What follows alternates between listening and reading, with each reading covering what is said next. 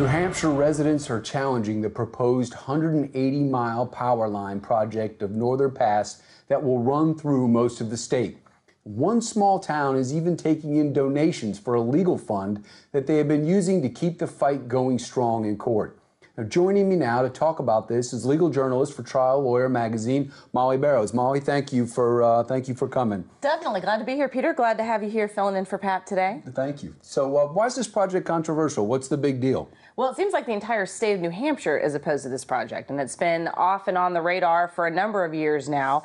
It's basically a collaboration project between two power companies, one out of Quebec.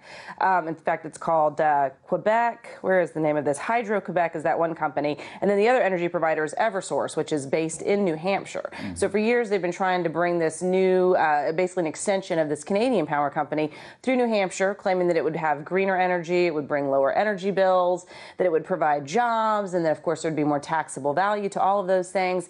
But a number of people are opposed to this and have been for a long time, whether it's citizens or environmental groups or government agencies. And so the small town of Deerfield is one of them. And basically all their concerns are it's not going to look good. New Hampshire is a beautiful state. We've got a lot of forests, we've got a lot of hiking, we've got a lot of conservation land, a lot of animals and natural fisheries that we want to protect. And they're concerned that all the work that will go into this, whether it's creating dams and reservoirs or utilizing the ones that they've already got, that it's going to create more problems. There's a Canadian Indian tribe that's based in that area. They're also concerned about delicate salmon fisheries, violating their hunting land. So you name it, everybody's got an axe to grind with this project, and they have been back and forth to the drawing board several times. Now, is this part of, the trend? Everybody's heard about the Dakota pipeline that everyone challenged, and there was huge protests, and the federal government brought in. Do you think this is part of that trend? Is this a similar objection? Are there some overlap between the two? Well, I think some of the overlap could very well be the issue of private citizens and going up head-to-head against corporations.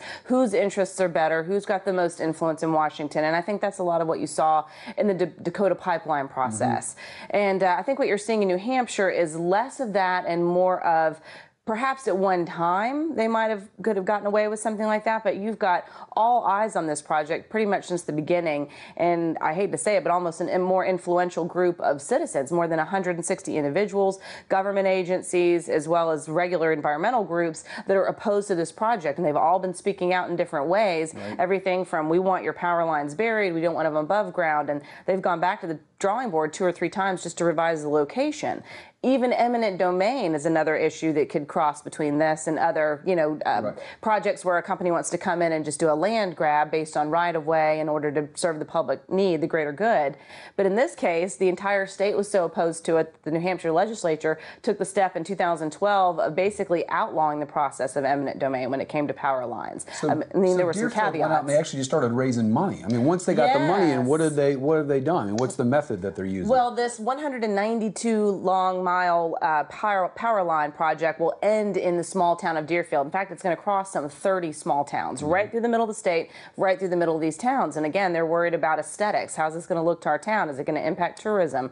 And we just don't want it in our town. So essentially, they're trying to hire an attorney. They've been working with an attorney for the past year. Now, last year, the citizens voted not to fund an attorney specifically to fight this. But there are enough citizens in this town that say we do want to fight it. We're going to fundraise. So they're fighting it.